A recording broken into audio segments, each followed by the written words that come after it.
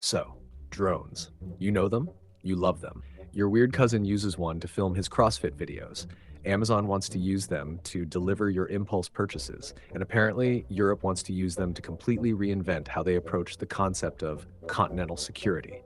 Because nothing, and I cannot stress this enough, nothing says we've learned from our complicated military history, quite like an international arms race involving robots that can loiter at 20,000 feet for 16 hours straight. Welcome to the story of how Europe went from May I ask you a question, talk to you about something? About what? this to actually we're going to spend approximately all of the money on military drones faster than you can say geopolitical anxiety. This is the tale of checkbooks, sky robots, and the kind of defense procurement that makes your government's infrastructure spending look quaint. Let's talk about Europe's drone problem, or solution, depending on who's signing the contracts. I don't know. Here's the thing about Europe's military spending. For decades, it was, let's call it, optimistically modest. The Cold War ended, everyone did a collective sigh of relief, and defense budgets got slashed faster than a British period drama cancels its diverse characters. Bro, what are you doing? Man, I just survived a war. I think I've earned the right to misuse my freedom however I want, ain't I, lad? Russia annexed Crimea in 2014. Suddenly, near-peer threats wasn't just jargon from defense think tanks, it was an actual thing happening on European soil. The Syria conflict showcased what modern drone warfare could do. Turkey was flying TB2 drones like they were going out of style. And then, of course, Ukraine happened in 2022. Europe looked at its military capabilities the way you look at your gym membership in January, with sudden, panicked awareness that maybe, just maybe, they'd been neglecting something important. Enter the drone revolution. Because if you're going to modernize your military for 21st century threats, you've got basically two options. Spend decades developing manned fighter jets that cost more than a small nation's GDP, or hear me out, buy some really sophisticated flying cameras that occasionally carry missiles. Guess which one had the better ROI?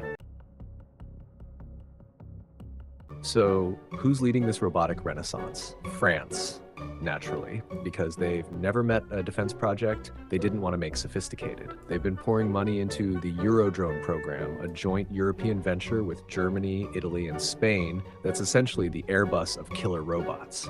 France is also developing the patroller drone and investing in autonomous systems like they're collecting Pokemon cards. Their philosophy, if we're going to do military drones, we're going to do them with elegance. The UK decided that post-Brexit, they needed to prove they could still hang with the cool kids, so they're developing the mosquito drone and pumping resources into loyal wingman technology. Basically AI wingmen for fighter jets, because apparently human pilots needed robot sidekicks. They're spending billions on the future combat air system, which sounds like something from a video game, and frankly, might as well be. Poland looked at Russia, looked at their border, looked at their defense budget, and went, right, so, drones. They've become one of the fastest growing military drone markets in Europe, buying Turkish Bayraktars, developing indigenous systems with companies like WB Electronics, and generally approaching drone procurement with the enthusiasm of someone panic buying supplies before a hurricane. Germany, after years of trying to decide if wanting military things made them the bad guys again, finally committed to defense spending. They're invested in the Eurodrone, purchasing Israeli systems, and developing swarm technology. Yes, swarm technology. Multiple drones coordinating autonomously. What could possibly go wrong? And then there's Turkey, technically straddling Europe and Asia, but absolutely dominating the European drone conversation. Their Bayraktar TB2 became the drone equivalent of a viral hit after its performance in various conflicts.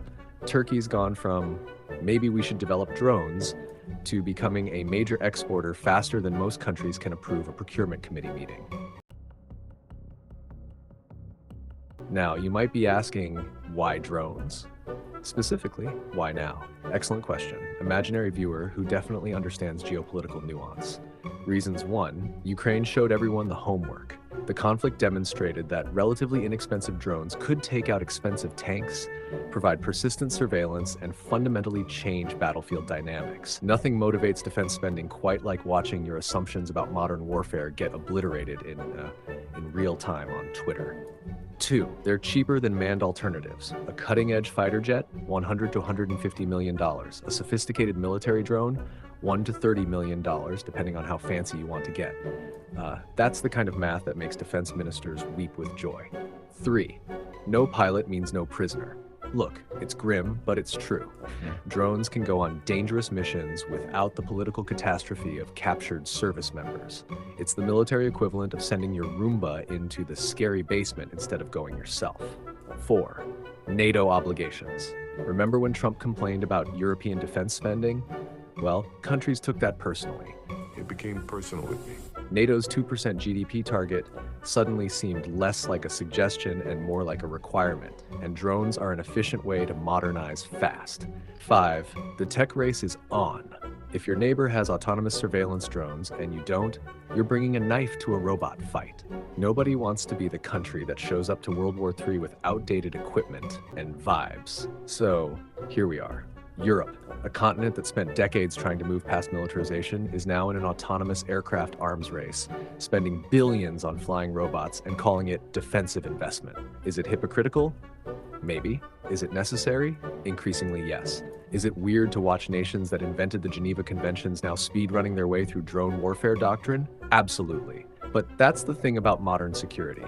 You can either adapt to the robots or get left behind by them. And Europe, apparently, has made its choice. Thanks for watching this documentary about how Europe learned to stop worrying and love the drone. Don't forget to like, subscribe, and question the nature of 21st century warfare. Because somewhere in Brussels, someone is definitely already planning the next generation.